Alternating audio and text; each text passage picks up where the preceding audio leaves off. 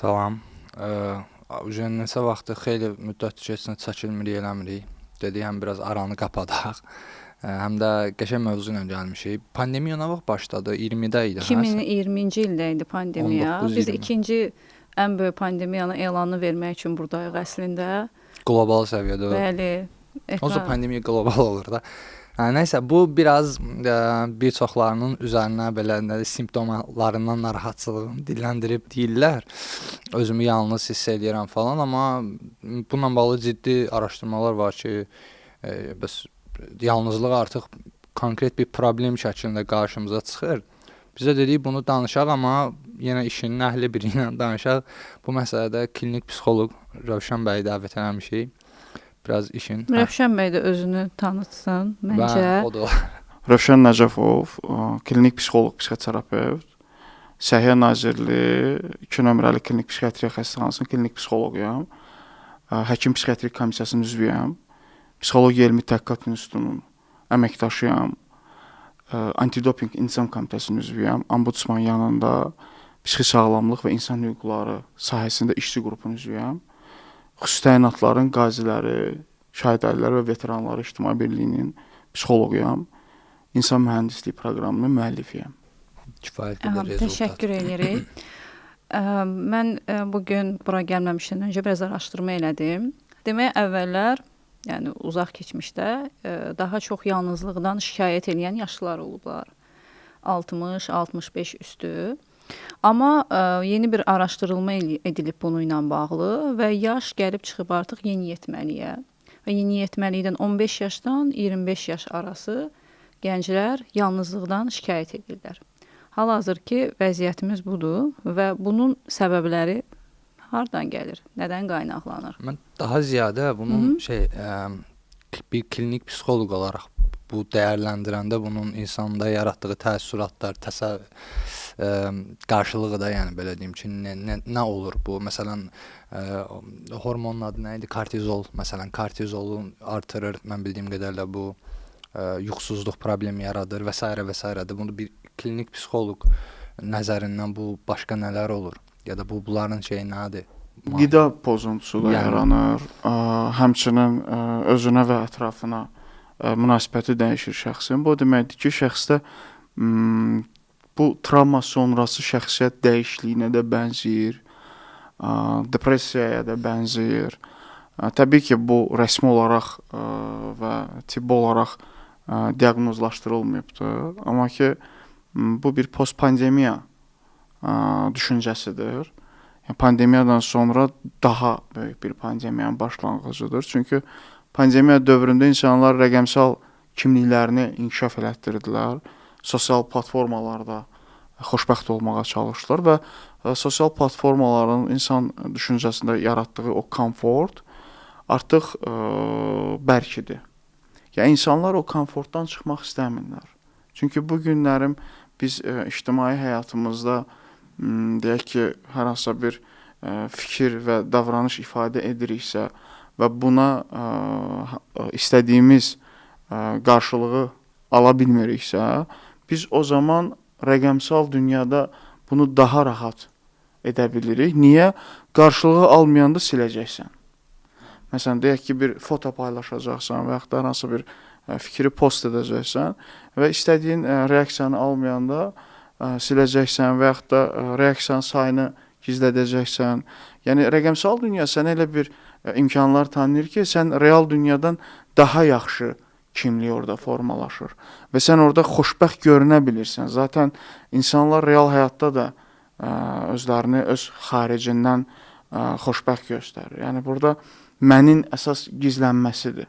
Yəni, çünki biz məni özlə əvəz edəndə artıq fikir və davranışlarımız üzə çıxır. Nəinki hisslərimiz. Yəni, biz psixoterapiyada da fikir və davranışları korreksiya edirik. Məni yox.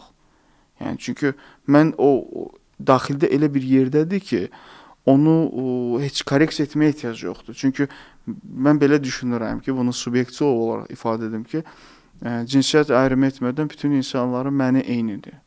Yəni, insan yaradılışı eynidir. Amma biz sonradan ora səhvlər, düzlər anlayışlarını birləşdirib bir təcrübə yığırıq və bu gün burada danışan hər üç şəxsiyyət keçmiş dediyimiz o düşüncə və davranışlara söykənib danışırlar. Yalnızlıq, mən bunu bu ifadəni həm də tənhalıq olaraq ifadə eləmək istəyirəm ki, var təklik, var tənhalıq. Məsələn, təkliyin patoloji halı tənhalıqdır. Məsələn, fərq nədir? Tək olanda yaradıcılıq qoya bilirsən. Sadəcə olaraq insanlar fiziki olaraq sənin yanında olmur. Yəni təklik budur. Tənhalıq odur ki, sən insanların içində də tək olursan. Yəni burada əsas biraz funksional depressiyaya bənzər ki, hər şey qaydasında görünür, amma heç nə qaydasında deyil.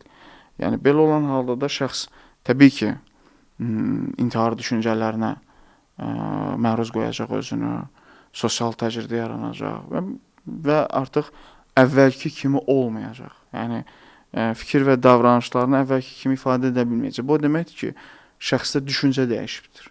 Hansı ki, onun inancları dəyişib, onun ölümə münasibəti dəyişib. Yəni və bu dəyişikliyin də fərqində deyil. Fərqində deyil deyəndə konkret olaraq məsələn az öncə danışanda ağlıma bir şey gəldi. Söhbət necə fırlanıb düşünəm, yenə ora gəldi. Bir şey soruşum. Bizə o vaxt xatırlam dərsdə, universitet vaxtı şey deyirlər, insanın özü ilə bağlı biri var təsəvvürü, mən kiməm, bir də var həqiqətdə mən kiməm. O ikisinin uzlaşmaması nöqteyi nəzərindənmi? Ya da şey deyə bilərik, daxili dünya ilə xarici dünyanın üst-üstə düşməməsi. Jung'un personası kimi bir şey. Burada əsas ideallıqla reallıqdır. Yəni, idealist. Yəni sən ideallığın məsələn reallıqla toqquşanda heç nə düz getmir. Çünki sən beynində bir şeylər qurursan və bu reallıqla uyğunlaşmır və reallıq nəyə çevriləcək? İllüziyaya. Və sən bilməyəcəksən ki, bu realdır yoxsa qeyri-realdır. Məsələn, rəqəmsal dünyanın insanlarda yaratdığı ən böyük düşüncə platforması budur.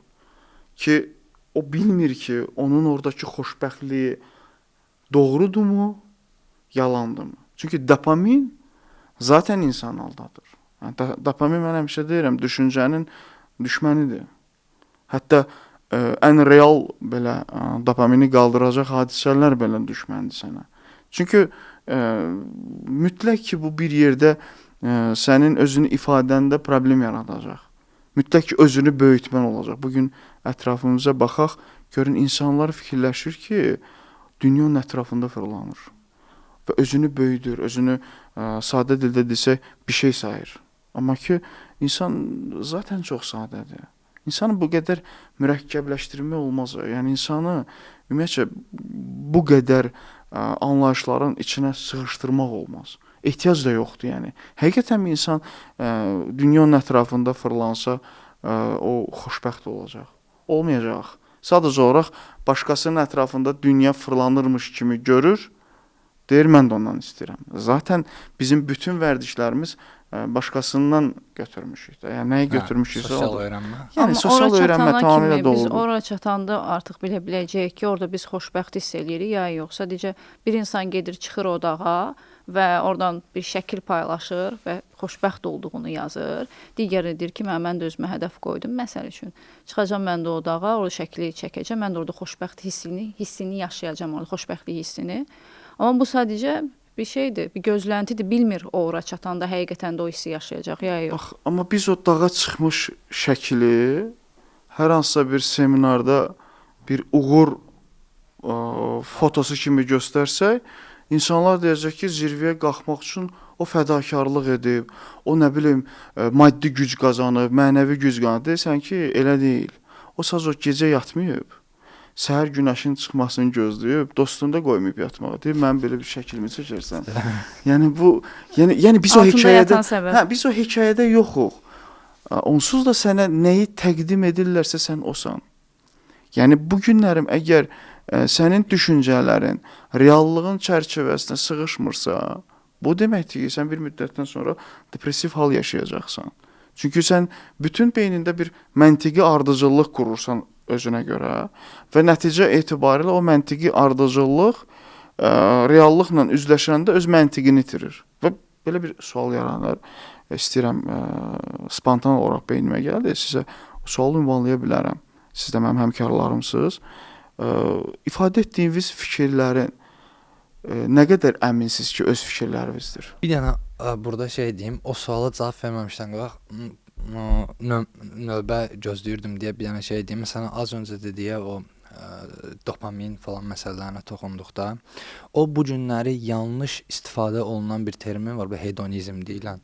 İnsanlar əksəriyyəti bunu necə ki narsist, nə bilim bla bla bla bunu yanlış şəkildə istifadə. Hedonizm əslində heç də dopaminlə əlaqəli və yaxud da həzlə əlaqəli bir şey deyil. Orada nəzərdə tutulan həzz belə bir şeydə də həqiqətən uğur əldə eləmək və yaxud da kiməsə yaxşılıq eləyərkən özünü həqiqətən o huzurlu hiss eləməkdəki o huzurdan gedir orada. Hedona deyiləndə nəzərdə tutulan şey odur. Nəinki bir deyək ki qustar bir üsulla, deyək ki içki içib özünü yaxşı hiss eləmək. Bu və yaxud da fotosuna 2000 bəyənmə gəlibdi. Yəni bu yəni hedonizm belə bir şey deyil. Hedonizm çox qəşəng əslində yaxşı anlayışdır. Bəli, bəli. Yaxşı anlayışdır. İndi sualın şeyinə qaydası olsa o real düşüncənin özümə aid olması, Nietzsche'nin şeyi var ki, sənə hökm eləyən düşüncəni bilmək istəməz və azadmı deyirsən falan belə.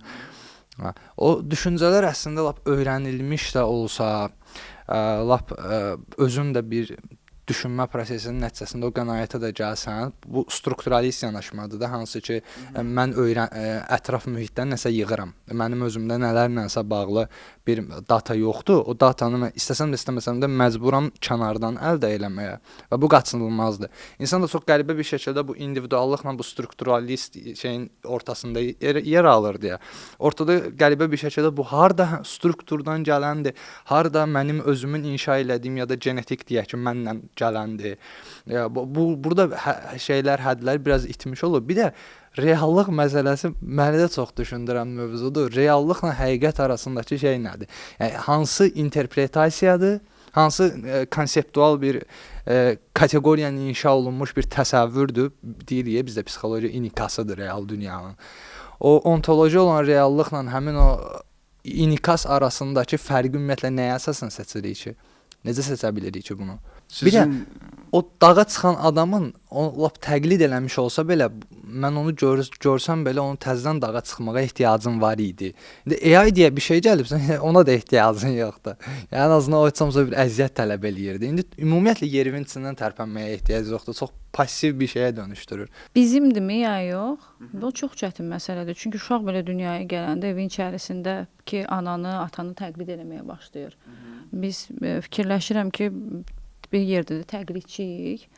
Amma bu dönəmdə, hal-hazırki müasir dönəmdə fikir istehsalı ilə məşğul olan çox az bir insan tapmaq mümkündür. Yəni həqiqətən də özümüzə məxsus, xas olan bir fikri istehsal edib gətirib çıxara bilirikmi ortaya? Mənim üçün çox çətin sualdır. Bir də xam mal lazımdır istehsal eləmək üçün, elə deyilmi? Yeni bir xam mal. Hekayə olmalıdır. Baxın, yalnızlıq məsələsi, bu sual ona görə verdim ki, yalnızlıq özü insanın öz düşüncəsində qalmasıdır. Çox sadə desək. Amma bunun altından nələr çıxa bilər? Bunu hətta insan belə fərqində olmaya bilər. Məsələn, yalnızlığın sonu cinayət davranışları ola bilər. Yalnızlığın sonu deviant. Yəni tərki dünya ola bilər. Yalnızlığın sonu çox gözəl bir musiqi ola bilər. Yalnızlığın sonu film ola bilər. Yaradıcılıqdır yalnızlıq, yəni ölüm kimi.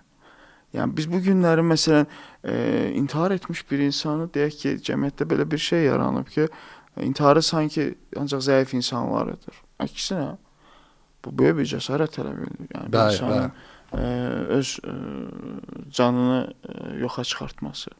Yəni orada elə bir düşüncə olur ki, o səndən böyükdür. Ümumiyyətlə kimlik məsələsində belə bir şey var. Heç bir istər sosial, istər digər kimliklər səni əzməməlidir. Yəni bu ailədə belə rolun belə olsa, bu səni əzməməlidir. Əgər sən bu gün ailənin özündən üstün tutsan və yaxud da hər hansısa bir anlayışı özündən üstün tutsan, məsələn insan vətəni özündən çox sevəndə o vətənin şəhidi olur. Elə deyilmi? İşdə deyək ki, özünü karyerasını özündən üstün tutsan, o işin qurbanına çevrilir. Ola bilsin ki, o çox böyük bir tarix yaza bilər. çox böyük bir ənənə qoya bilər. Yəni necə ki bizim maarifçilərimiz bunu ediblər. Amma ki orada artıq adam özü yoxa çıxır. Yəni yalnızlıq həm də budur. Sən bir şeyin arxasınca gedirsən. Yəni yalnız şərt deyil ki, otağa girdi, oturdu, hər şeyi ingilislər demişlər, ignore etdi, izolyasiya elədi və qaldı öz tərki dünyasına. Bilirsiniz, bu biraz bu şey olmasa da, belə deyək, psixoloji diaqnoz olmasa da, məsələn tutaq ki, istər Martini sindromu olsun, istər nə bilim Don Kixot sindromu olsun. Yəni və yaxud da Camus halı. Hər kəsdə belə. Camus'dan bayaq stat gəldi. Camus halı. Yəni ki, sən biraz belə işin romantik tərəfi. Mən həmişə deyirəm ki, psixologiya romantikanı sevmir, amma sevgini sevir. Sevgi var, romantika yoxdur. O zaman nə olur? Peşəkarlıq. Bax, mənim üçün peşəkarlığın tərifi budur. Sevgi var, romantika yoxdur. Təcrübə. Tamamilə doğrudur. Yəni bu əgər sən pasientlə hər hansısa bir o emosional bağlılıq deyək, onunla hər hansı bir hissləri bölüşmək deyək, onu etsən, sən təbii ki, ona kömək edə bilməyəcəksən. Sən artıq psixoloq rolundan çıxırsan, transferə girirsən. Yəni mütəxəssis transferə girə bilməz. Yəni deyə bilmərsən ki, mənim bu pasiyentim digərlərindən mənə daha doğmadır. Belə bir şey yoxdur. Hətta uşaq psixologiyasında da belə bunu etik olaraq etmək olmaz. Yəni olsa bu deməkdir ki, sənin superviziyaya ehtiyacın var. Sənin özündən daha təcrübəli birisi ilə məsləhətləşməyə ehtiyacın var. Özünü yansıtmısan pasiyentə artıq orada. Tamamilə doğrudur və bu gün yalnızlığı bizim həmkarlarımız da yaşayırlar. Çünki psixologiya elə bir sahədir ki, sən psixologiyanı oxuduqca bu sahəni nə qədər bilmədiyini başa düşürsən. Çünki bunun insanın necə ki sərhədi yoxdur, istər düşüncə olaraq, istər davranış olaraq, psixologiyada insan olduğu üçün psixologiyanın da sərhədi yoxdur. Yəni dünyada nə qədər diaqnoz var, nə qədər insan varsa, o qədər də diaqnoz var. Mən bu sərhəd məsələsi ilə bağlı bir şey deyim. Belə oponent olaraq çıxış elədiyim üçün belə ofensiv gəlirəm, amma şey deyil də, yəni bu inad olsun deyə müxaliflik deyil. Mən bu limitlə bağlı bir fikir demək istəyirəm ki, mən əksinə düşünürəm ki, əksinə limitlər var. Sadəcə olaraq bu limitlər o qədər ki, belə deyək, insanların zehnindən kənardadır və ümumiyyətlə düşünmə prosesinin içində bir çox hallarda olmurlar. Bayaq o düşüncə söhbəti də əslində baxanda buradan qaynaqlanır. Çünki öyrənilən düşüncələr o qədər orada, əslində düşünmə ilə düşüncə də ayrıdır belə götürəndə. Mən düşünmə prosesinin içində olmadan bir qənaəti dilləndirirəmsə, burada düşünmədən söhbət gedə bilməz. Bu birmənalı şəkildə öyrənmədir. Və bu o qədər ki, insanlar artıq bu nəticələri qəbul eləyirlər və nəticələr, mühakimələr üzərindən danışırlar ki, bu mühakimənin özündən öncə tələb elədiyi o prosesin içində, o düşünmə prosesinin içində olmurlar deyə, onlarda az öncə lap başlayanda dediyə təsəvvürlə şeyin özü. O təsəvvür elədir ki, mən bu ifadəni işlədirəm, bunun arxasında bir agenta var, bir proses var, amma prosesin özü yoxdur. Sən sadəcə oğurluyursan hardansa nəticəni və dilləndirirsən, amma onun arxasına gedəndə yəni o limitlər var. Harda məntiq, harda fəlsəfə, biz bunu çox da aşıb daşa bilmirik. Yəni tamam, razıyam insanı. Bu təxmin oluna bilməmə bəlkə buna demək olar, limitsizlik yerinə. Biz çərçivəni qoymasaq, biz insanlara kömək edə bilmirik. Bəli. Burada sərhədsizlik o demək deyil ki, insanlara bu bir elmdir və burada mütləq ki, sənin qarşında oturan insanın sənə ehtiyacı var. Məsələn, deyək ki, bir insan gəlir, case olaraq ifadə edirəm ki, otur qarşında, deyirsən ki, məsələn, əsas şikayətlərin nələrdir? Məsələn, ən birinci verdiyim suallardan biri budur da, niyə buradasan? Deyir, yalnızam. Yəni, heç bir sənə diaqnostik bir ifadə işlətmir. Düzdür, adətən bizdə pasiyentlər özlərinə diaqnoz qoyub gəlirlər və məlum olur ki, sonraki o diaqnozla heç bir yaxından, uzaqdan əlaqəsi yoxdur. Bu da bilirsiniz, bu da sosial platformalarının bir şou əks təsiri. Yəni bunun artıq biz məsələn necə açacağıq pasientı? Təbii ki, suallarla. Məsələn, birinci növbədə ümumiyyətlə yalnız olmaq nə deməkdir? Bu anlayışı ümumiyyətlə bilirmi? ki bu özünü yalnız hiss edir. Dediyiniz kimi, düşüncəni görür, amma düşünmür. Yəni düşüncənin də bir asıllığı var da. İstər-istəməz. Yalnız olduğunu deyən pasientlərdə də çox vaxt biz müşahidə edirik. Özü ilə tək başına qala bilmir. Məsələn, mən o sualı verirəm ki, yəni, okey, yalnızsınız, bəs neyinirsiniz bunun üçün? Bir çevrə var, tamam, bir dost çevrəsi var. O çevrənin içərisində heç kəsə dost olaraq görmür, amma o çevrəni də saxlayır. Məsələn, münasibətdə olduğu bəylə, yaxın bir dostu ilə dost olaraq adlandırır, amma onu ilə də özü kimi deyil. Bəs özünüzlə ümumiyyətlə vaxt keçirirsinizmi? Yox, mən özümlə tək qala bilmirəm. Məsələn, götürürəm telefonu və orada ancaq belə baxıram, videolara baxıram, çevirirəm. Özümü nəyinəsə məşğul eləməyə çalışıram. Tamam, ətraf aləm də saxtadır, şəxs özü ilə də tək qala bilmir. Çox sadə sual var, nə vaxt başlayıb? Əgər bu məlum olur ki, bunun başlanğıc nöqtəsi məlum deyil. Əgər bu məlum deyilsə, sən necə müqayisə etdin buradan yalnız olduğunu düşündün? Yəni mütləq ki, bir müqayisədən anlayış çıxır, elə deyilmi dostlar? Yəni biz bir şey anlamalıyıq ki, əgər bunun bir başlanğıc nöqtəsi yoxdursa və yaxud da hansı yaşa qədər sən yalnız olmamısan, onu necə bu günlərim xatırlayırsan. Əgər belə bir anlayışlar yoxdursa, bu deməkdir ki, şəxs ümumiyyətlə bayaq dediyimiz o reallıqla illüziyanı qarışdırıbdır. Yəni o heç bilmir ki, bu harda başlayıb. Əsas məsələlərdən biri budur. Yəni ona o sərhədi çəkmək lazımdır. Məsələn, adi bir şeydir. Məsələn, deyək ki, valideyn gəlir, uşağında autizm göstəriciləri var. Çox sadə sual var. Hansı yaşdan hiss etdiniz ki, uşağınızın göz kontaktı yoxdur? Və yaxud da eyni qidaları yeyir, eyni oyuncaqla oynayır. Yəni və yaxud da davamlı dairə edən hansısa bir hərəkətlərə baxır. Yəni bunları əgər bir müşahidəsi yoxdursa, biz onun başlanğıc nöqtəsini müəyyən etmək üçün artıq başqa bir müşahidə prosesini quracağıq. Yəni bu insan yetkin insanda da belədir. Və yaxud da şəxs gəlir deyir ki, mən yalnızam, neçə müddətdir depressiyadayam. Məlum olur ki, depressiya müddəti bir həftədir. Bir həftəyə depressiya diaqnozu qoymaq doğru deyil. Yəni çünki depressiya ağırlaşan bir narahatçılıqdır. Sonra çevrilir olur pozuntu, daha sonra olur xəstəlik. Üstəlik də durub gəlib psixoloqa özün depressiyadayam deyir. Hə, yəni bu da bilirsiniz nəyə bənzəyir? Məsələn, və yaxud da Ramil bəy dedi o narsist məsələsidir. Məsələn, kimsə nə bilim mən söz deməyə qoymur, fikrimi ifadə edə bilməmişəm. Mənim ailəm deyir narsist ol. Deyirəm narsist olmuyor. Sənin ailən Sovetdən çıxıb. Bu adam başının içində bir Stalin oturubdu. Yəni o Stalindir, narsist deyil.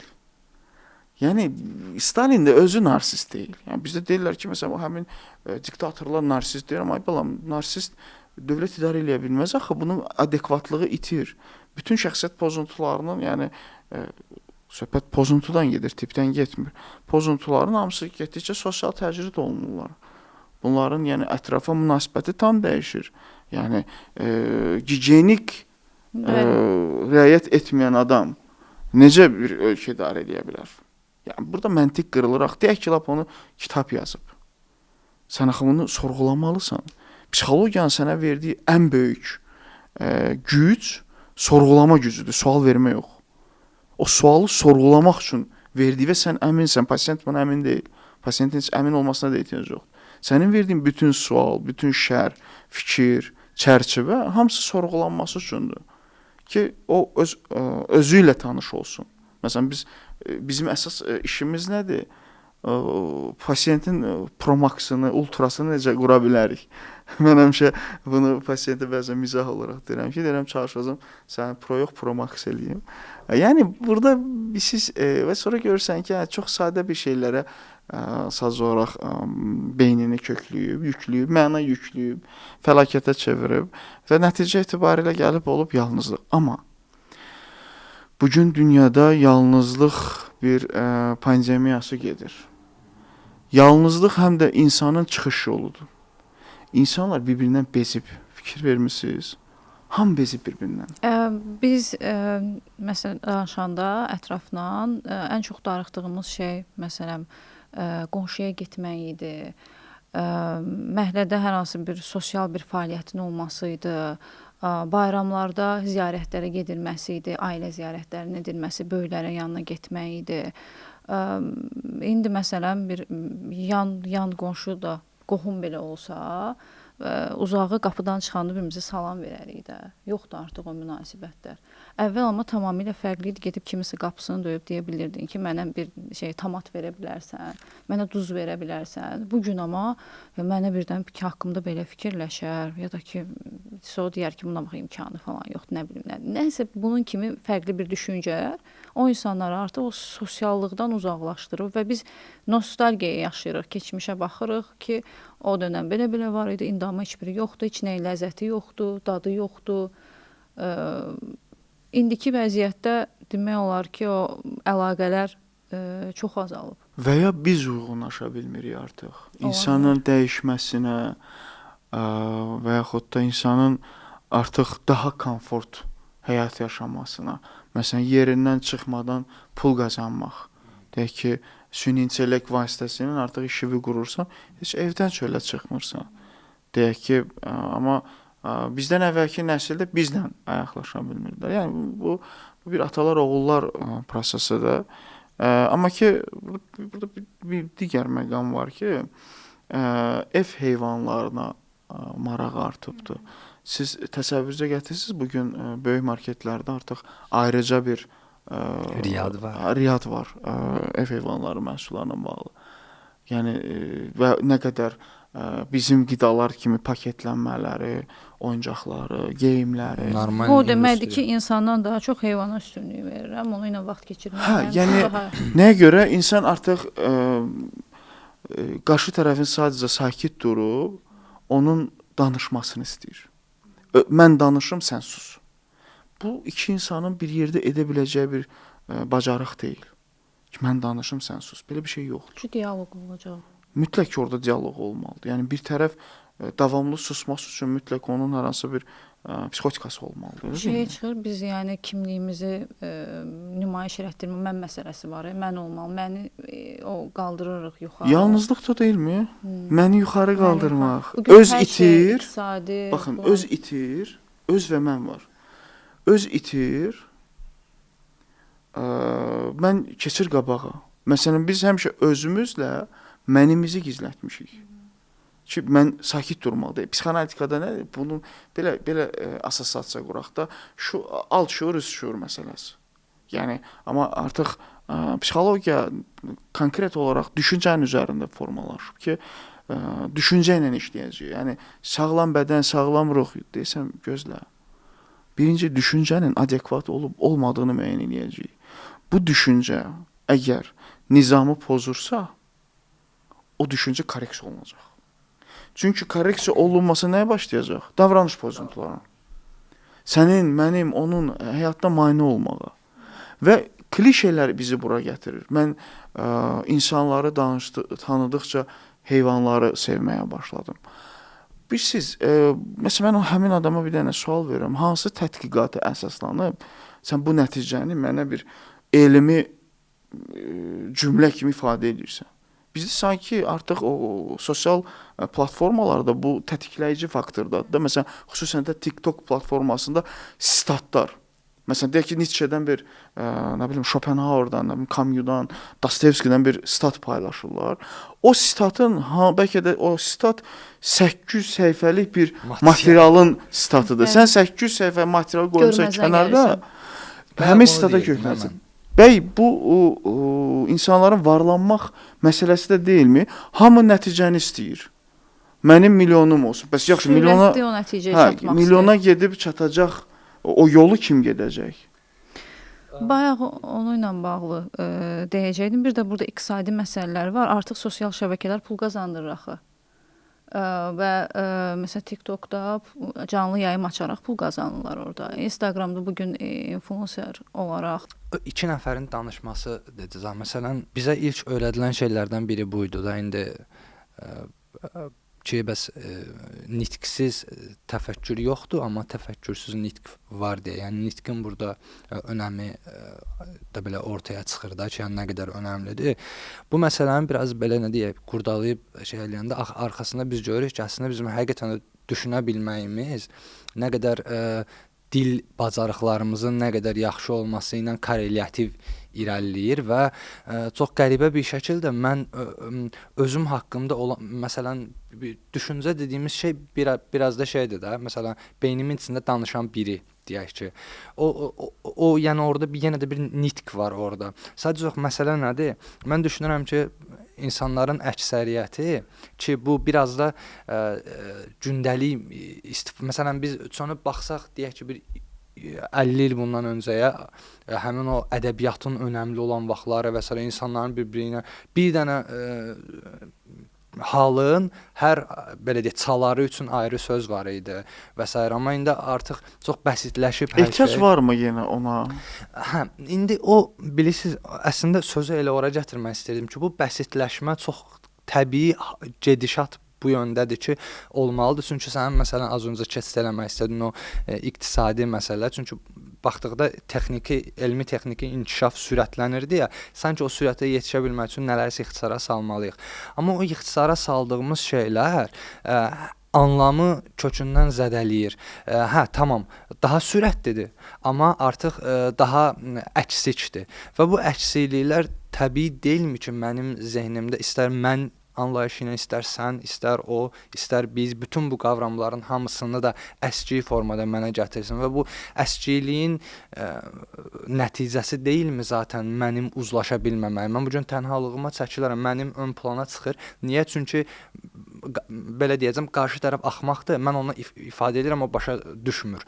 Çünki əslində problem burada mən düşünürəm bundan qaynaqlanır. Xeyr, sən ifadə eləmirsən, sən ifadə eləyə bilmirsən. Çünki dil bacarıqların zəifdir. Qarşı tərəf də hə, burada anlamaqda çətinçilik çəkir. Çünki onun da anlama bacarıqlarında biraz zəifləmə var. Amma paralelində onun səni anlaya bilməsi üçün ilkin olaraq sən materialı doğru şəkildə çıxartmırsan. Sənin ifadə elədiyin fikirlər, cümlələr sənin ifadə eləmək istədiyin fikri tam olaraq ötürmür. Dolayısıyla bu uzlaşmazlıq çox təbii şəkildə mən ifadə eləyirəm yanılğısı, amma o başa düşmürdən dolayı o məni ön plana çıxardıb.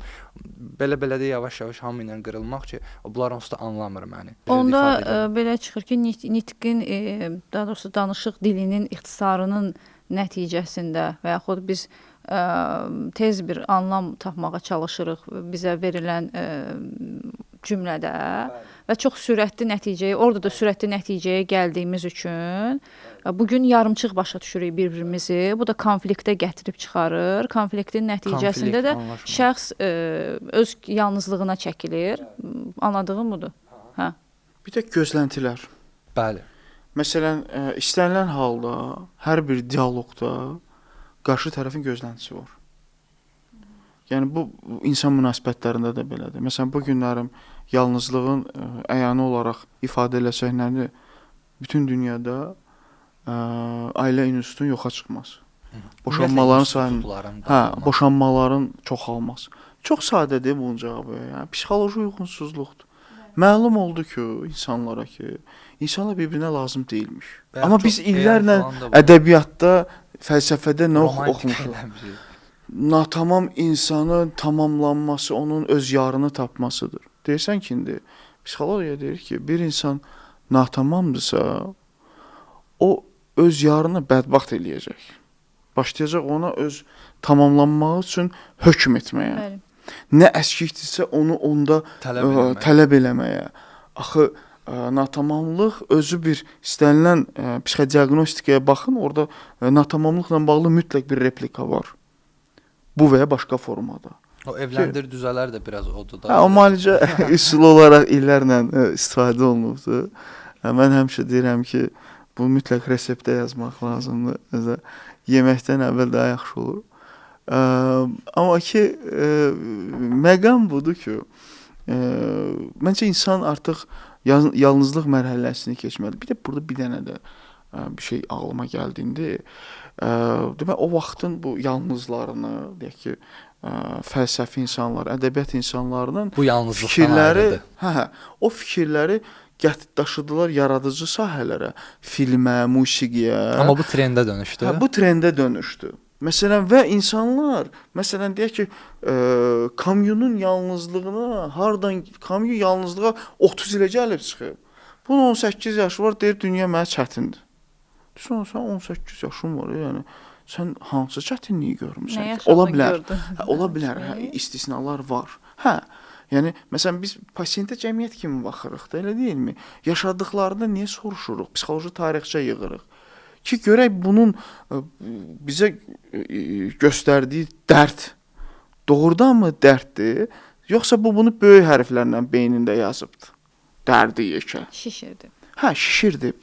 Yəni burada məsələ bizim əsas işimizdədir. Təxəllüs cümlələri.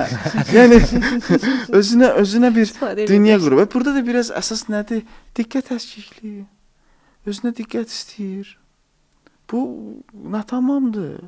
Ailədə məsələn deyək ki, o vaxt diqqət görməyibdi. Nə bilim deyək ki, neçənsə uşaq olub, ailə də ona kimi təcrübə yığıb. Bizdə məsələn bəzən valideynlər qınayırlar ki, böyük uşağa daha çox diqqət etmisən, kiçik uşağa az. Təcrübə yığıbdı. Məsələn valideynlərin sənə etdiklərindən çox rahat sağollaşa bilirsən. Deyirsən ki, onlar da həyatı birinci dəfədə yaşayır. Yəni bunu yorma. Sən onlardan ultra nəsə gözləmə. Zaten olmayacaq. Yəni sən bu gün dəyişməyəcək. Ehtiyac varmı dəyişməyə? Həqiqətənmi bu günlərim dediyimiz o klassikadakı o dərin düşünmək, həqiqətən də o fəlsəfə, bir var sən fikrin içində yalnızsan. Bir var ki, bu günlərim hər şey var, heç nə yoxdur. Təbii ki, burada sosial faktorlar da var. Təbii ki, burada ətrafın sənə münasibəti də var. Burada bütün hər şey var bunun içində, bu yalnızlığın içində. Amma o vaxtki yalnızlığın içində heç nə yox idi. İndi hər şey. Bəli, onlar bir şey inşa eləmək istəyir. Onlar bəli. Düşünürəm elə isə varam, oradan düşünəndə tək idim. Yəni bu günlərim sən desən ki, mən təkəm. Yəni bu təklik artıq sənin bu çox da şey eləmə, heç orada düşünmə də yoxdur. Yəni bəzən həyatın biraz axarına buraxacaqsan. Bəzən bizdə insanlar çox belə bəzən protest fikirlər ifadə edir. Deyir ki, məsələn rahat yaşamaq istəsəm belə olardım. Çox sadədir, ol da. Olmusanmı heç elə? Yox, mən razılaşmıram. Bəlkə doğrudan da yaxşıdır. Biz insanlar bəzən bizim deyək ki, nə bilim belə xoşbəxtlik kimi görmədiyimiz həyatdan çıxardırıq ki, gəl mənim kimi düşün. Axı sənin kimi düşünməsi üçün sənin keçdiyin yolu keçməlidir. Mən oradan biraz nə deyək, qıcıqlıyam. Bu mənim kimi düşün söhbəti var. Bu günləri şey var. Mən bu söhbəti əslində saxlamaq istəyirdim bu bizim simpoziumda danışması, orada ataz idim. Amma belə bir dənə məsələ var ki, bu mənim kimi düşüncəsi var. Biz məsələn, mən bu söhbətdə olan çıxışda da danışmışdım. O modern dövrün kimliyi ötürməsi, amma bu günləri humanist perspektiv. Humanizm məsələn insanların bir çoxu heç bilmir nədir. Elə bilirlər ki, insancıllıqdır. Uşaq ağlayanda başını sığallayırsan, humanistsən. Elə deyil. Yəni humanizm Sartre'dır, humanizm isə varoluşçuluqdur, bla bla bla da. O mənim kimi düşün, əslində bu günlər bir pul şeyinə dönüşür və əminəm ki, bəlkə də kimlərsə bunun fərqində deyil, amma bir çoxu bunun çox qəşəng fərqindədir. Çünki bu humanizm ki, gəldi ha deyir ki, bir dəqiqə saxla, nə sosial institut, nə tutaq ki, o biri, bu biri, postmodernizm dağıtdı axı. İndi sən o anlamı, o dəyərləri ki, yenidən inşa eləmə, Nietzsche qışqırır o üst insan dəyərlərini özü yaradacaq, öz arxasında. Ali insan modeli. Amma o dəyərləri yaratmaq üçün mənim iddiam budur ki, insan o dəyərləri yaratmaq üçün lazım olan bilgi bacarıqdan yoxsundur. Və bu yoxsulluğun içində bununla da barışa bilmir, nəsə dəyərlər yaratmaq istəyir. Bunu da eləyə bilmədiyi üçün şeyə dönüşür.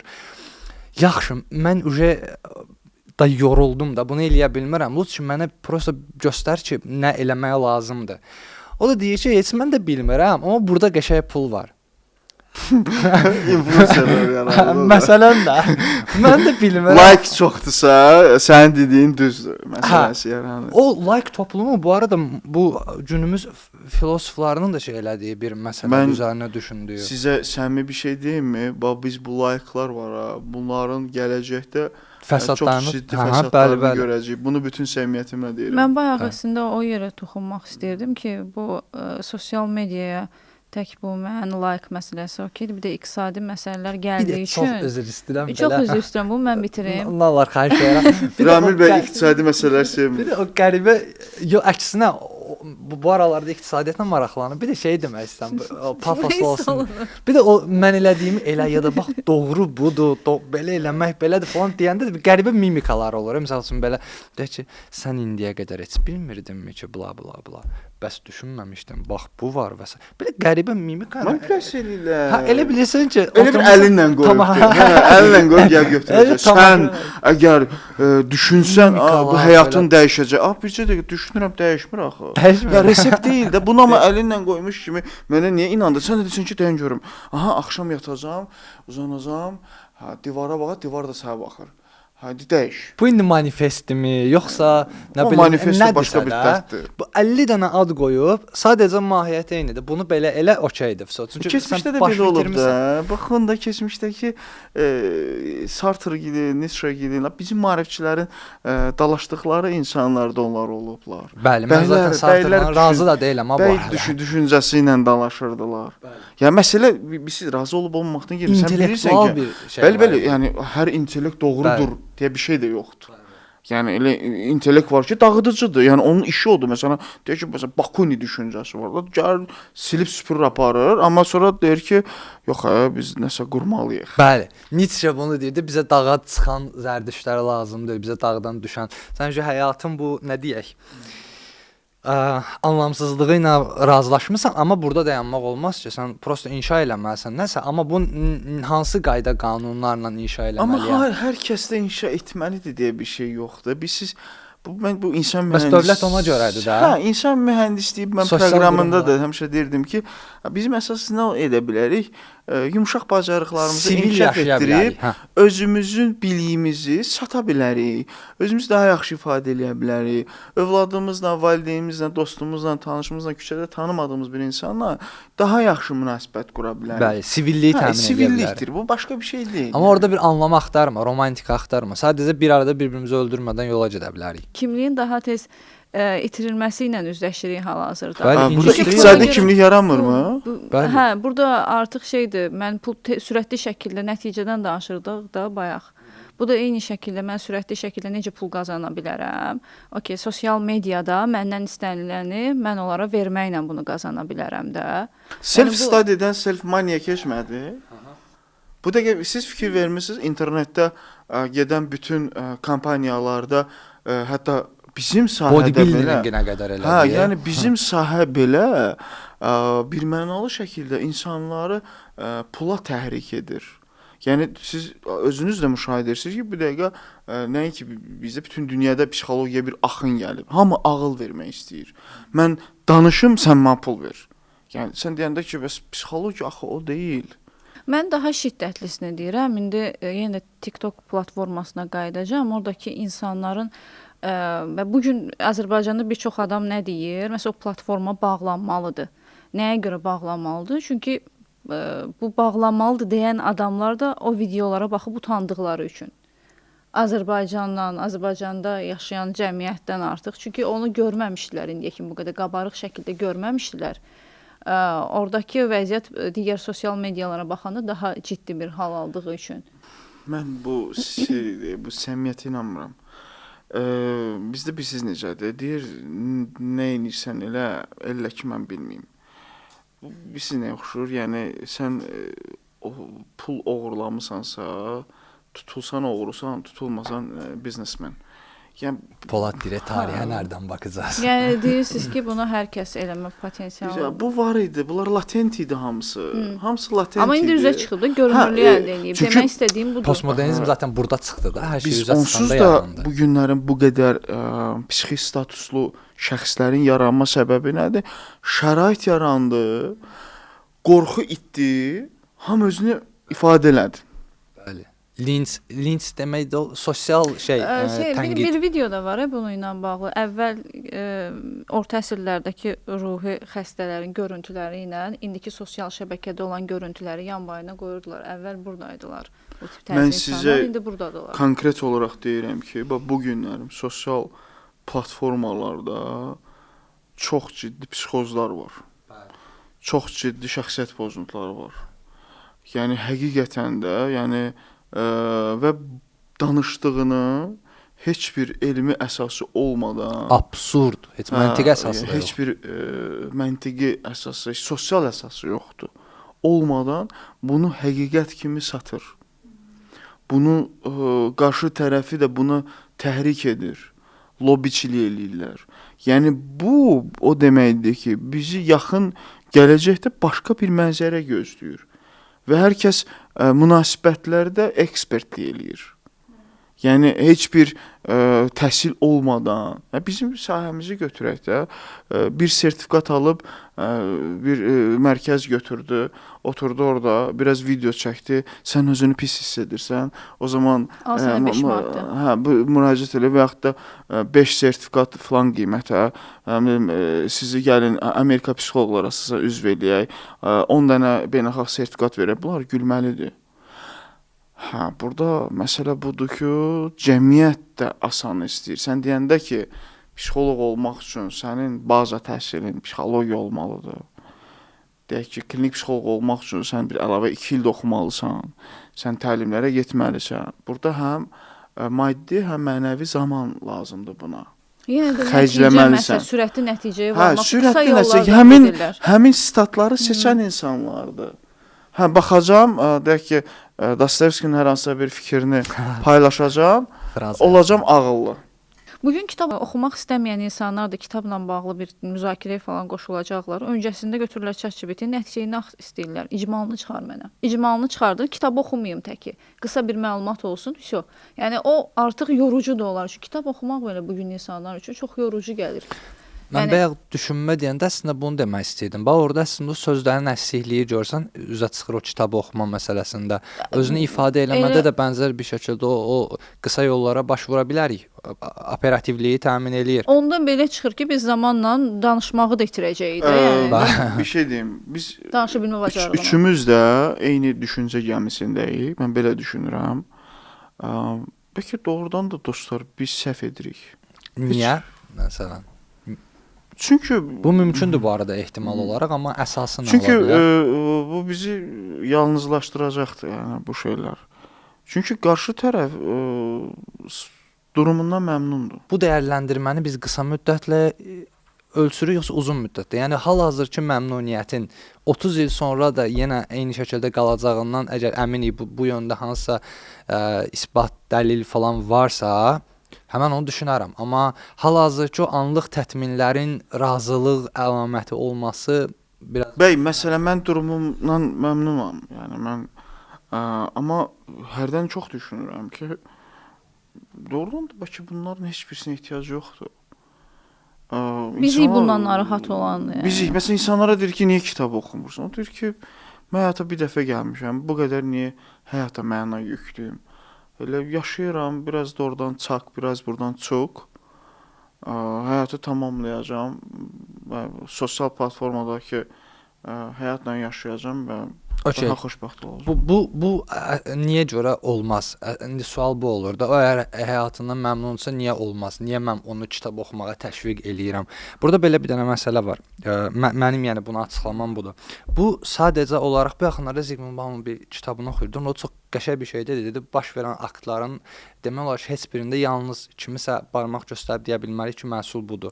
Kəpənək effekti kimi hadisələr toplumun bu başından o başına insanlar bir-birinə elə bir şəkildə qəribə bağlıdırlar ki, olan heç bir cinayətdə konkret əl göstərib deyə bilmərsən. Olan hansısa bir yaxşı hərəkətdə də deyə bilmərsən, bu sənin uğurundur. Bu hörümçək toru kimi hörülmüş bir şeydir deyə. Hər şey dağılıb. Yəni məsələyə buradan baxanda mənim dediyim şey budur.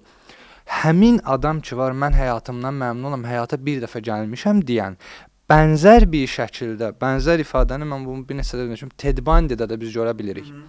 O zaman bu fikirlə razılaşıramsa, mən əgər onu Düzdür, mən bu da deyib kiməsə başına silah dirəmirəm ki, kitab oxu. Amma bu təşviqdən əgər əl çəkirəmsə, sabahları o insan alternativ bir ikinci bandi vakası, кейsi olaraq mənim qarşıma çıxanda, bəli, mən Bammanın o dediyi şey kimi burada artıq məsulam və mən ona deyə bilməyəcəm ki, sən səhv eləyirsən. Çünki o anda elədiyi fikrin hələ də, yəni fikir eynidir. Davranış sadəcə olaraq çalarını dəyişdi və sadəcə o gəldi ucu sənə toxundu və yaxud da daha bu da yenə böyük kiçik nəyə görə bəlirləyib bilmirəm, amma miqyasına görə ölçüb deyirəm, amma əgər məmnundursa o zaman okey, yəni indi də məmnundur da, onun məmnunluğuna indeksləyiriksə, indi də məmnundur da adam. İndi nə deyə bilərik ki? Siz necə düşünürsüz, Ləmiyə xanım? Başlı-başına buraxmaq lazım deyil. Bəli. Çünki Ramilin dediyi gəlib ona çıxır. Ramilin dediyinə gəlib çıxacağıq nəticə etibarilə. Yəni rahat şəkildə cinayətkar formalaşdırır, cəmiyyətə zərər verəcək adamlar formalaşdıra bilərik. Hətta siyasi rejimlərdə belə artıq solun, daha doğrusu sol demək bəlkə bir o qədər doğru olmaz, amma da basqıcı, hətta nəinki siyasi, iqtisadi rejimlərdə belə. Məsələn, bu günlərin neoliberalizm gəlir, biz deyirik, liberal sistem varlanı daha da varlandırır, kasıbı daha da kasıblaşdırdı. Nə etməliyik? Dövlət burada tamamilə əlini götürə bilməz də. Dövlət burada nə etməlidir? Yuxarıya deyək ki, vergidən məsələn biraz artıq vergi təyin eləməlidir, yəni nəzarət eləməlidir. Aşağıda olanı da necəsə dəstəkləyib yuxarı, yəni ortaya gətirməkdə. Yəni bu despotluq, bu şey geri qayıdır. Bu qaçınılmaz bir şəkildə. İstər siyasi rejimdə, iqtisadi, psixoloji, sosioloji, hər şeydə bu basqıcı tərəf, o basqıcı deməyək, ona apolloncu, məntiqi olan tərəf, hissləri kənara qoymaq olan tərəf geri qayıdır. Yəni bu biraz məntiqə yönəlmək şeyi burada vahimdir. Tamam, biz onda gələcəyə doğru getməliyik, yoxsa geriyə sağlam şəkildə qayıtmalıyıq? Bu geriyə qayıtmaq deyil ki, bu bir-birini əvəz eləyən iki şeydir, situasiyadır. Dönəm olaraq bunun dönəmi gəlir. Bunu niyə insanlar geriyə qayıtmaq olaraq anlayır, mən onu da bilmirəm. Amma bax, bunu sözəl olaraq geriyə qayıtmaq olanda bu geri beyinlilik falan kimi düşüncələrlə olur deyə ona bir reaksiya verirlər. Amma məsələ burada geriyə qayıtmaq deyil. Məsələ burada budur ki, yeni bir model, texnofeodalizm gəlir. Sən texno sözünü artıranda o olur cool, olur texnofeodalizm, cool bir şeydir də əsasən. Amma feodalizmdir. Sadəcə olaraq əvvəl sənin feodalın şeyi nə idi? Torpaq idi, mülkiyyəti. Bu günləri metaverse olacaq məsələn, sosial hansısa platform olacaq. Mahiyyət dəyişmir ki. Bəli, biz ona niyə onda geridə qalmırıq? Niyə biz AI texnologiyasına geridə qalmış demirik? Məsələn, geridə qalmışlıq olsun. Yəni nəyə pisdir ki bunu? Bilirsiniz, keçmişə doğru gələcək var da, anlayışı var, belə bir anlayış var. Yəni ki, unutduğumuz bəzi fikirlər, bəzi dəyərlər var ki, bunlar keçmişdə olub. Biz elə onların hamısı orada qoyub gəlmişik. Məcbur qayıdacağıq ora. Çünki təbii ki, düzgün vurğulur ki, biz niyə qoymuruq insanlar rahat yaşamasın? O sivilliyi qaldırır. Çünki o rahat yaşasa, onun rahatçılığı sabah cinayət törədəcək. Çünki güc insanın bir dopamini davamlı qaldıran bir şeydir də, elə deyilmi? Və bu dopamin qalxdıqca insanın tamamilə fikir və davranışları pozulur. Yəni bu günlərim deyək ki, psixoz vəziyyətdə olan insanların heç birinə serotonini, nə dopamini, heç birisi normal deyil. Yəni beyin funksionallığı itir. Yəni bütün asıllardakı kimi. O zaman biz deyək ki, aslı xoşbəxtdir də. Biz ona niyə deyirik? Adam oturubdu, oyununu oynayır. Heç mən maddi asıllarını heç demirəm, elə iqramanları deyirəm. Oturub oyununu oynayır. Sən nə? Sən niyə gəlib ona deyirsən ki, dur. Anormaldır. Bu anormaldır, biz bunu müalicə eləməliyik. Çünki biz elə bir sivil düşüncə yaratmalıyıq ki, bir insan özünü öldürməyi düşünməməlidir. Çünki özünü öldürən insan bizi də mənəvi öldürür. O bizim də qatilimizdir. Şərt deyil ki, sən də fizik olaraq yoxa çıxasan. Çünki sən informasiyanı oxuyanda bu sənə necə təsirdir? Hadisə baş verdi yaxın zamanda. Bu bizə yaxşı təsir etmir. Bizim də hər hansısa bir beynimizdə hər hansısa bir funksionallıq itir. Yəni biz anlamalıyıq ki, bu beyin orqanının yəni bir mahiyyəti var. İnsan yəni bu mən həmişə deyirəm də beyin insan orqanizminin ən kefqom, alkaş, ən rahat, məmurdur da, oturub Yuxarıda. oturub yuxarıda suyun içində deyir göndərin gəlsin, nə var göndərin mənə. Və işləməklə arası yoxdur. İnsanlar anlamır ki, kitab insan həyatının bir məcburiyyətidir. Ona görə yox ki, sən kitab oxuyub dahi olacaqsan. Ehtiyac yoxdur dahi. Bəli, amma düşüncəvi Daha olacaqsan. Olmaz. Yəni mən daha yaxşı necə ola bilərəm? Başqa perspektivlərdən baxa biləcəksən, fərqli düşüncələri görəcəksən. Bəlkə yenisini istehsal eləyəcəksən zamanla. Fuadla bu çəkiliş zamanı bu kitab oxuma məsələsinə toxunmuşduq. Orada da düzdür indi nə deyək ona, əsasən qonağın fikirlərinə çox üstünlük veririk deyə şey eləmə deyil niyyətim, amma orada məsələn bu şeyə toxunulur. Fuad onu bu hobbi, kitab oxumaq hobbi olaraq şey eləmiş. Əslində bir qədər də razılaşıram. Kitab oxumaq həqiqətən intellektual insan üçün hobbidir deyə düşünürəm. Amma bunu təkcə hobbi olaraq götürmək yanlışdır da. Mən bu günləri alıb əlimə Markiz de Sade'dan da bir şey oxuya bilərəm.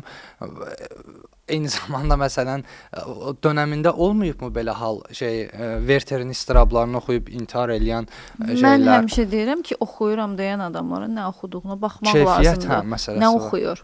O çox önəmlidir. Yaxşı, o kriteriyanı kim müəyyənləşdirir ki, bunu oxumalıdır? O qədər önəmli bir sualdır ki, o kriteriyanı nə ya da kim müəyyənləşdirir. Təkcə onu kitab oxumada yox ha, düşünmənin bütün istiqamətlərində verib cavab tapa bilməyə Bəli, tədqiqat olmalıdır ki, Əslik sən bir tərəfimiz. çərçivə müəyyənləşdirəsən. Mən hobbi kimi baxmıram kitaba. Bəli, mən də elə baxmıram. Yəni heç də çünki bir şey hobbidirsə o qeyri-ciddidir. Bəli, qeyri-ciddidir.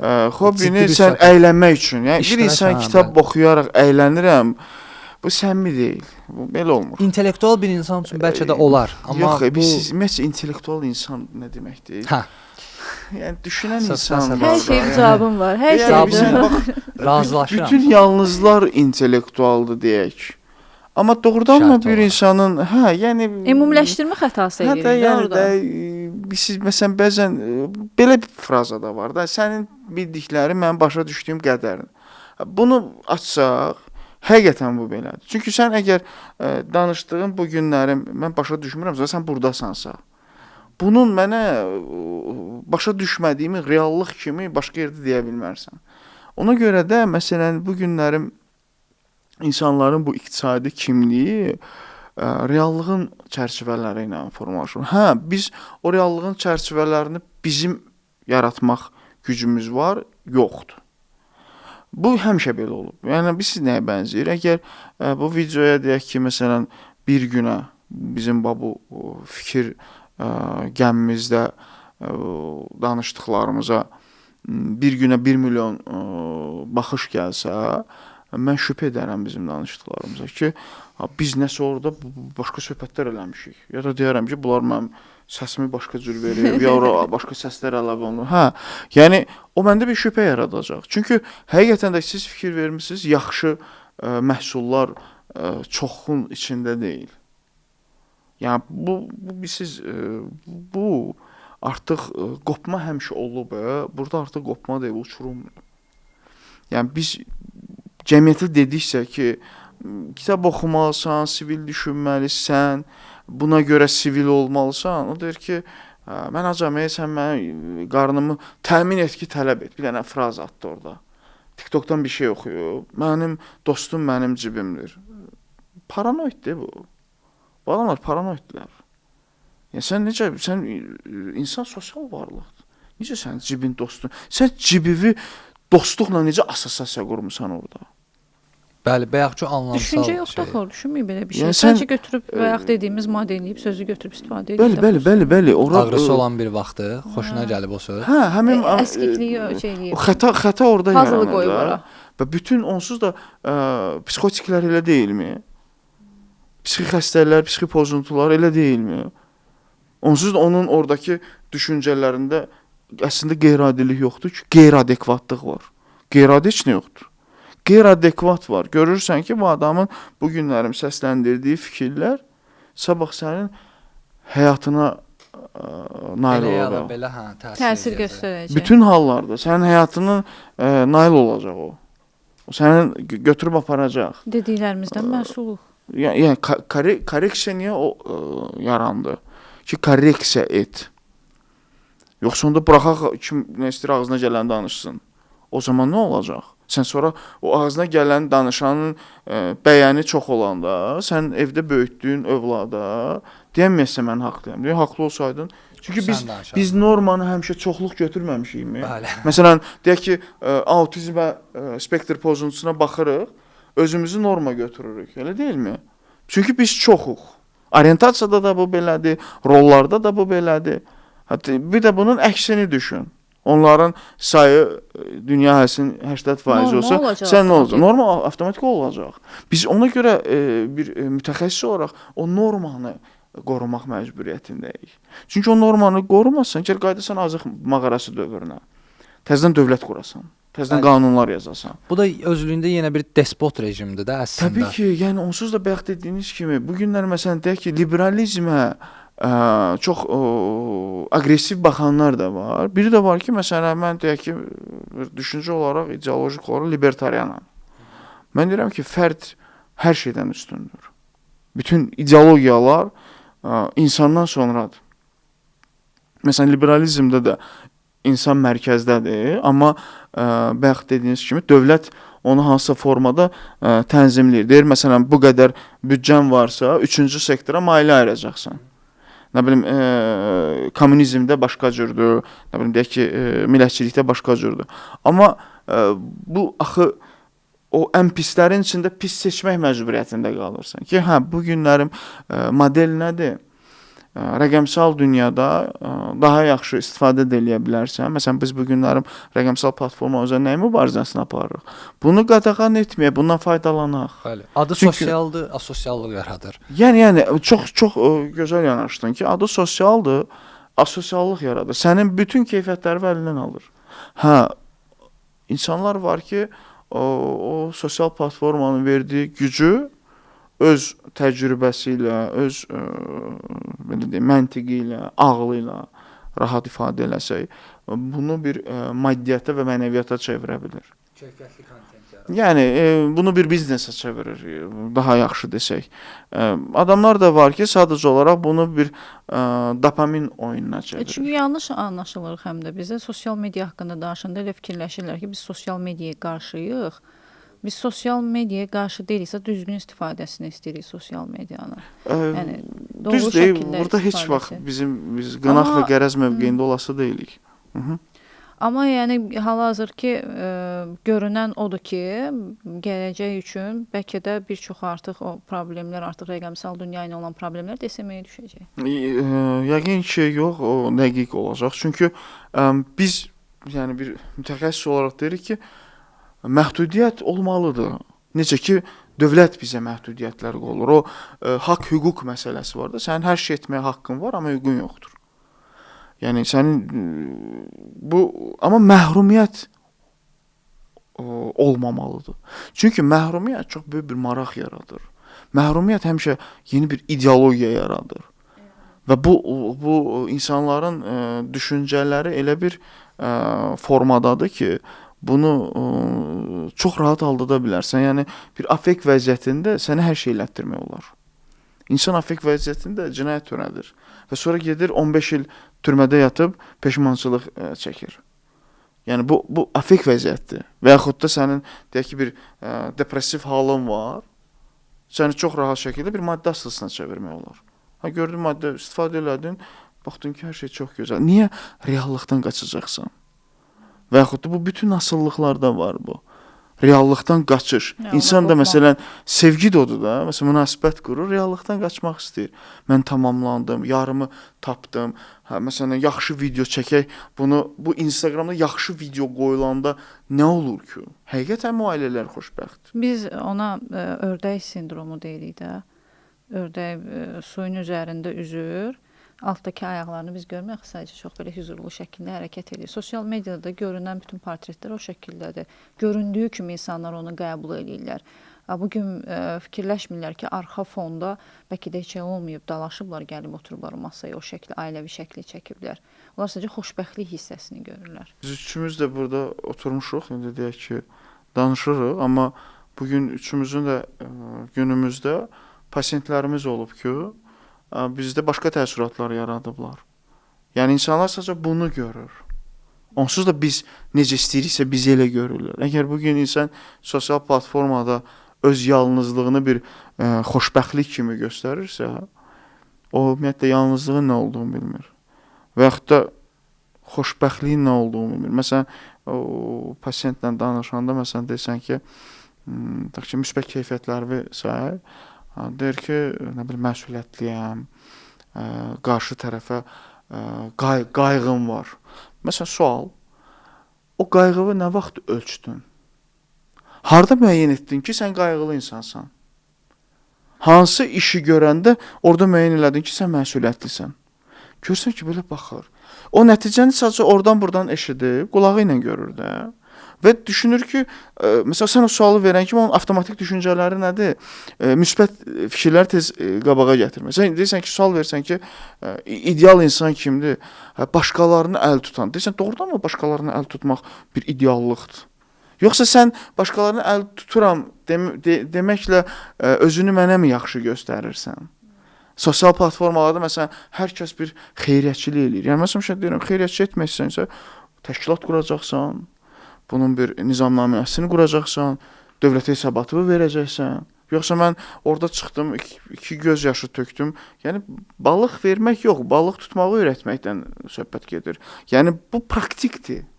Çünki bizim də bir psixoterapevt olaraq əsas işimiz pasiyenti praktika cəlb eləməkdir. Bəli, onu evdən çölə çıxartmaqdır. Ola bilər bu süni, onsuz da hər şey vərdiş deyilmi? Zaten vərdiş patoloji halda asıllıqdır da. Amma ona qədər vərdişdir. Yəni içində çox yük yoxdur. Vərdiş asıllığa çevriləndə sənin sosial həyatını, iş həyatını və şəxsi həyatını əlindən alır, olur asıllıq. Yəni burada su da ola bilər, maddə də ola bilər. Yəni siz adını qoymalısan bir prosesə. Mən deyək ki, filan şey baş verdi və mən yalnız qaldım. Deyirsən ki, bəlkə də sənin yalnız qalmağın bu prosesdə ən uğurlu yoluydu. O necə ki, ailələrlə bağlı. Deyirəm ki, boşanmaq da bu prosesin tərkib hissəsidir. Boşanmaq özü bir ailə deməkdir. Yəni sən münasibətin hüquqi adıdır evlilik. Sən bura məndən yükləyəndə, ora videoqraf, fotoqraf gətirəndə, nə bilim, sweet aylar qoyanda, şirin aylar yaradanda, nə bilim, Instagramda bir 5-10 post paylaşanda artıq ora başqa bir məna yükləmisən. Siz fikir vermisiniz asılılıqlardan xilas olanlar, xüsusən də tütün asıllıları sosial platformalarda status yazırlar. Ki artıq bir aydır ki, bundan uzaqlaşmışam. Başqalarını da təqdir olunma bir, başqalarını da bu məsuliyyətə cəlb edir ki, siz gözünüz mənim üstümdə olsun. Və elə bilir ki, hələ də bu iradə məsələsidir, deyil. Deyir, istəsə edər. Özünə nəzarət istəyir kənardan, süni şəkildə nəzarət yaradır. İstəyir. Məsələn, biz dövlətə niyə qurduq? Bir-birimizi öldürməmək üçün. Qanun ona görə yaranıb. Güclü zəif əzməsin. Yəni, dövlətin yaranma bir fəlsəfəsi var. Yəni, mütləq ki, bir çərçivə olmalıdır. İnsan, çünki o insan həmişə özünə lazım olmayandan artığını istəyən yeganə canlı insandır. Heç bir canlı doyacağından artığını istəmir. Daha çoxunu istəyir. Yəni, bu insandır. Yəni, görürsən ki, o həmişə artığı saxlasın, artığa hücum etsin, başqasının doyuzduracağını götürsün, amma özündə artıq qalsın. Başqasının bədbəxtlik üzərində xoşbəxtlik qursun. Başqasının yox olmasını, özünün var olması hesab etməsi. Sanki mən yoxa çıxsam, o var olacaq. Və yaxud da o var dediyim şey onun üçün varlıdır əslində. Bu başqa anlayışlar. Tamamilə doğrudur. Yəni, onsuz da o kognitiv davranış terapiyasında da var da, düşüncəvi ölümə görə dəyişirsən münasibəti. Əgər sən ölüm yadıva düşmürsə, sən qarğa kimi yaşayasın.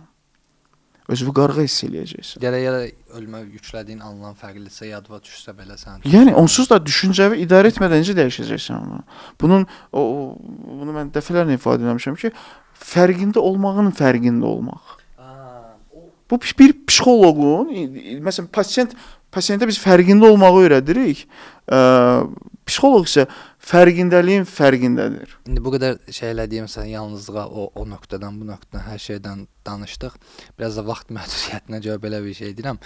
Bəs yaxşı, məsələn alternativ vermək istəsə məsələn nə kimi deyək ki, burada yol ən azından ehtimalları dəyərləndirsək də, yəni belə konkret bir şey demək yox ki, bu budur. Yalnızlıq onu narahat edirsə psixoterapiyaya gəlsin. Çünki bayaq dedik, yalnızlıq yaradıcılıq gətirib gələ bilər də. Yəni şəxsin özünün seçdiyi yalnızlıqdan söhbət gedir. O da mən fikirləşmirəm ki, tamamilə bütün həyatını əhatə eləsin onu. Müəyyən həyatının dönəmlərini əhatə eləyə bilər ki. O dönəmlərdə məsələn günün 10 saatı təkdir, amma orada da bir proses gedir nəsə. Bir də var ki, özü ilə də tək qala bilmir, amma özünə yalnız hiss eləyir. Amma çevrə də var. Cəmiyyət içərisində yalnız hiss edir. O psixoterapiyaya gəlsin. Bura qədər danışdığımız o yalnızlıq tərifi əslində fərdin seçdiyi ya da özündən asılı olan bir şey deyildi də. Birindən həm iqtisadi səbəbdən qaynaqlandı. Fərqli yalnızlıqlar Onlar haqqında tətikləyici faktorlardır. Yəni hər bir halda, yəni belə deyək, gələcəyə yönəlik bu qaramsar proqnoz əslində bizim kontrolumuzda olmayan o sosial şəbəkələrdir. Biraz belə şey desək, o sosial kütləvi şuursuzluq amilidir və s. bunlar sən deyirsən ki, şəxsin özündən Bunların kənardasın, önündə, onu itələyən, yalnızlığı onları itələyən. əgər aradan qaldırmamısansa, gələn zaten o səbəblərdən dolayı düşdüyü o yalnızlıqla gəlib də. Yəni o özü seçdiyin. Burada biz siz bu kütləvi kimliklə ictimai şuur toqquşur. Təbii ki, bu çox geniş mövzudur. İstər Gustav Le Bondan da baxa bilərik, nə bilim, ictimai müqavilə əsərindən də baxa bilərik. Russonun, bəli. Amma ki, burada bizə nə məqam var ki, resurslar. Buna əl verirmi? İnsanın seçə bilmədiyi 3 şey var da, yəni. Ailə, ölkə və zaman. Qarşı tərəf bilməlidir ki, onun reallığı nədir və ambisiyası olmaq resursları unutmaq demək deyil. Yəni sənin qoymamalısan ki, istəklər, arzular mərhələsinə keçməsin, xəyallar mərhələsinə keçməsin. Yəni sən resursları unutmamalısan hər hansısa bir plan quranda. Planın özü yox, plana gedən yolu planlaşdırmalısan. Yəni o alacağın bizdə məsələn insan nədir? Nəticədən sonrakı həyatı beynində yaşayır. Ortada da arzuluyur əsasən. Hətta o arzudan gəlməlisən istəyə. İstək odur ki, görüb istəyirsən. Mən səni görürəm, mən səni eşidirəm, mən sənə toxunuram. Mən sənə baxmıram. Mən səni görürəm, mən səni eşitmirəm, mən səni dinləyirəm. Mən səni toxunmuram, mən səni hiss edirəm. Yəni, bu insan var olması budur. Yəni, özünü inşasıdır. Biri var səni hər kəs kimi dünyaya gətirirlər. Bir də var sən özün öz bətindən özünü dünyaya gətirirsən. Yenə Sartre şeyi olur. Varoluşçuluq olur. Harfrasaq ora gəlib çıxır. ya da mən həmişə deyirəm, ya nihilist olma. Bu arada mən zaten Sartre bir qədər Sartre'ın özünün fikirlərini yox, amma irəli sürdüyü bu alternativin faydalı olduğunu düşünmürəm. Çünki 50 dənə sualı var, 50 dənə yerdə boşluğu var. Sadəcə olaraq ya nihilist olacaqsan, ya teoloji gedəcəksən. Burada bizə də bir şey deyim ki, əgər bir şeydə çoxlu suallar varsa, deməli o keyfiyyətlidir. Aha, mən o zaten onu deyirəm, keyfiyyətli fikirdir. Şərt kimi demir. Məsələn, amma reallığa tətbiq oluna bilmir, onu demək istəyirəm. Zaten reallıq hər zaman güclü olacaq. İki dünya müharibəsi keçmiş bir planet düzəlmir. Düzəlmir ya. İki dünya müharibəsi keçib. 4 səmavi kitab gəlib. Üçüncüsü də elə planlaşdırılır. Yəni bu qədər hibrid gedir proseslər. İnsan düzəlmir. Çünki insanın o niyyət mərhələsi. Məsələn, planeti bir pasiyent kimi qarşımıza qoysaq, desələr ki, bunu bir necə psixoterapiya edərsiniz. Mən deyərəm ki, hələ ki planet hal-hazırda medikamentoz müdaxilə alır. Hələ niyyət mərhələsinə var. Hər bir halda CBT eləmək lazımdır. Okey, düşünürəm ki, bu qədər söhbətdən sonra qalanlara Uzun da müddətdən sonra biraz bu video ağır gələ bilər. Amma hiss-hissədə qulaq asmalarını tövsiyə eləyərəm. Geriyə qayıdıb Qalanları- qulaq assınlar. qalanlar da izləyici özü məncə zaten 500 heç izləyici olmur əksər hallarda. Qalan da ümid edirəm ki, keyfiyyətlidir. Onlar da düşünüb. Mən ümidliyəm. Elə Ha. danışma. Ya artacağına mən də ümidliyəm, onu demirəm. Yəni onlar da qalanların özü nədə bu söhbətlərdən nəticə çıxardarlar. Çox sağ olun gəldiyiniz üçün. Çox qəşəng söhbət idi. Mənim üçün çox xoş idi. Hətta bundan sonrası da var. Çox sağ olun.